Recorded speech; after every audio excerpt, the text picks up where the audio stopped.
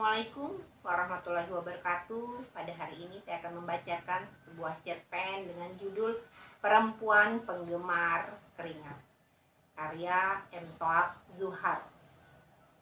Sebagaimana dikisahkan oleh nenekmu, wajahmu memang tak begitu cantik dan aku pun membuktikannya dalam tatapanku.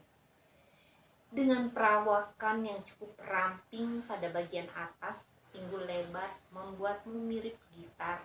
Itu sudah membuat hatiku tertawan. Lagi pula kau memiliki sikap yang cukup aneh.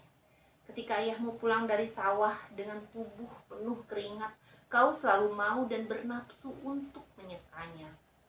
Itulah yang membuatku tertarik kepadamu. Rara Anteng. Melodi kasih di Bukit Batu yang kita lantunkan bersama dulu masih menggema hingga kini.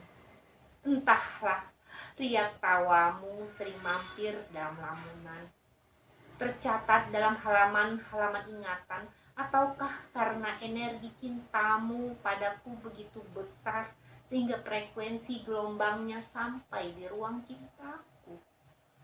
Aku sangat heran. Kala itu disaksikan kuncup mawar yang sedang mekar. Di sana kita tenun bersama sebentuk canda. Tepatnya di lekuk lereng Bukit Batu itu. Lama kita berbincang di bawah rindang pohon palma, bercengkrama ditemani riuh dedahanan pohon yang ditingkah angin. Rambutmu juga berkibar-kibar ditiup angin seperti bendera. Dari siang hingga petang, kita asik menyaksikan segumpal awan cantik di angkasa sambil mengobrolkan orang tuamu, orang tuaku, juga teman kita sejawat. Cerita demi cerita bersambung kait.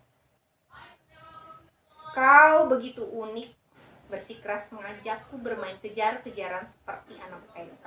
Terpaksa aku menyanggupinya karena aku sangat takut ketika kau merajuk.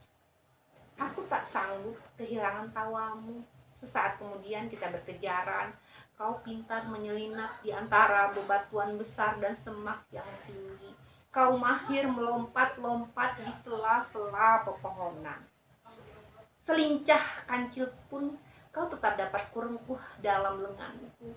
Kita tertawa-tawa, kau memukuli dadaku pelan dan manja.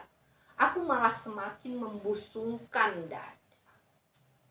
Kau juga malah menggolekkan kepalamu di bahuku.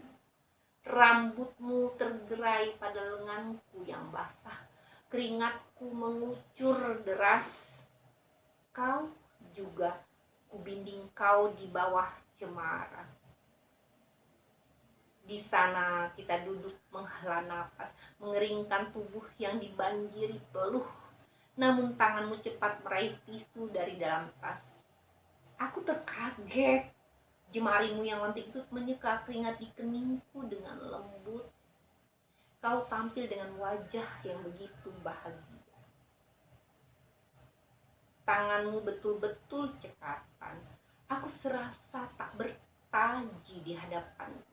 Kau begitu perhatian dan juga mempesona. Semenit saja beberapa lembar tisumu telah basah oleh keringatku. Tak hanya kening dan wajahku yang kau seka, kau juga menyeka leher, dada, dan juga lenganku yang basah. Kau juga berani menyeka perutku. Kau hendak nekat menyeka seluruh tubuhku.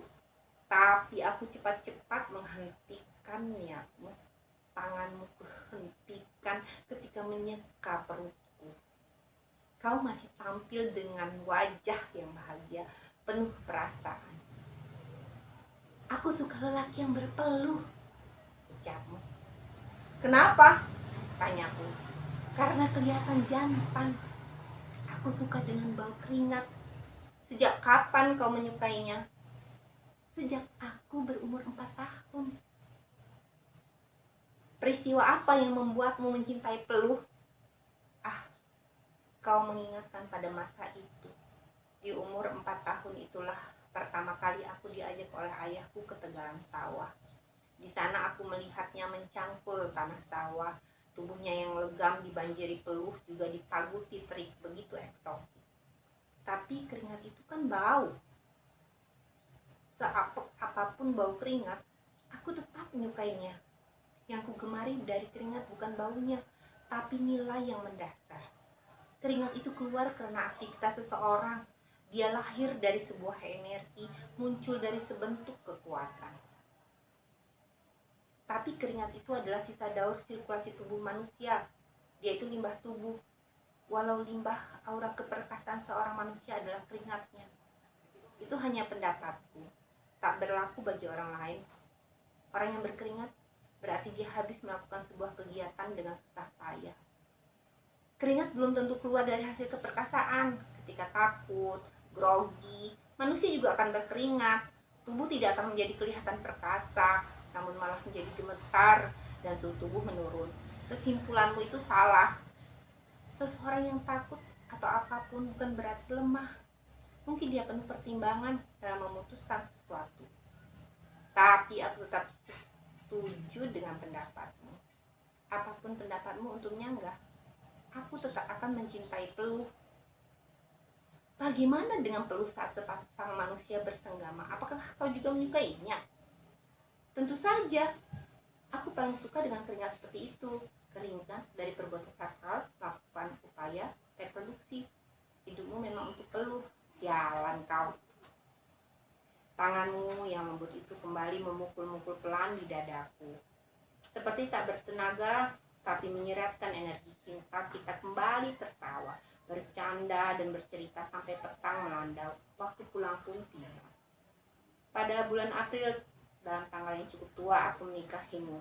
Disaksikan beratus pasang mata. Di luar, kawanan hujan menyanyi, mendering pada geruting kering, berderap pada petanah dan bebatu meruapkan dingin. Dalam gaun pengantinmu kau tampak membinakan keelokan. Kita berdua menikah dengan restu orang tuamu juga orang tuaku. Mereka tampak bahagia. Dengan penuh puja cinta, kupinang kau dengan serantang keringat yang telah pram. Bersama itu, kubingkiskan kau sebuah alat olahraga agar kau dan aku bisa berkeringat ketika kau merindukannya. Kau tersenyum-senyum malu, namun bahagia. Kita pun resmi menjadi sepasang suami istri. 5 tahun kita bingkai rumah tangga dengan indah dan rapi. Kau masih tetap menggemari keringat. Ketika aku pulang kerja, kau selalu setia menyekat keringatku. Setiap hari kau buka jas kerja dan kemeja dengan rajin. Dengan handuk kecil kau mengulap keringat yang menderas di tubuhku dengan lembut.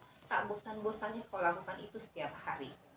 Lebih-lebih setelah kita bercinta, kau menyekat seluruh tubuhku yang basah. Aku pun tertawa lagi, tapi aku juga ikut-ikutan menyekat keringat di seluruh tubuhmu yang basah. Kau pun tertawa geli. Kita sama-sama geli, bercinta dengan geli, kita hidup bahagia, tapi belum punya momongan. 7 tahun berlalu, kita belum punya momongan. Suasana perkawinan serasa belum lengkap. Hubungan kita menjadi agak tegang, seperti putus asa, timbul kecurigaan masing-masing. Kau menuduhku mandul, tapi aku juga menyangka dan menuduhmu mandul. Lalu kita ke dokter, ternyata semua tidak ada yang mandul. Tapi kenapa? 7 tahun pun menjadi 10 tahun, waktu pun berlari, 10 tahun menjadi 15 tahun, kita masih belum punya momongan. Kini berubah total. Tak ada keceriaan sama sekali di wajahmu. Aku pun begitu. Kita jarang berbicara, bahkan seharian tidak berbicara. Sudah lama, sudah 5 tahun kita tidak bercinta, larut dalam malam-malam yang sepi, tak ada leguhan. 15 tahun kita membina keluarga, kita hanya menjumpai kekosongan. Hanya ada duka, tak lebih, namun ada sesuatu yang masih terbina. Kau masih menggemari keringat. Itulah keunikanmu.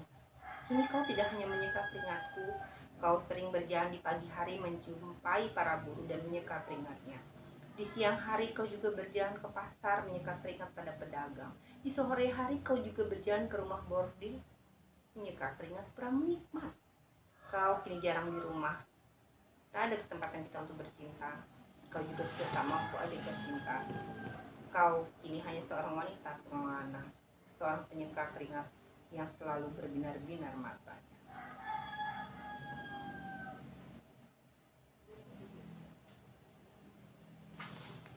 Selesai.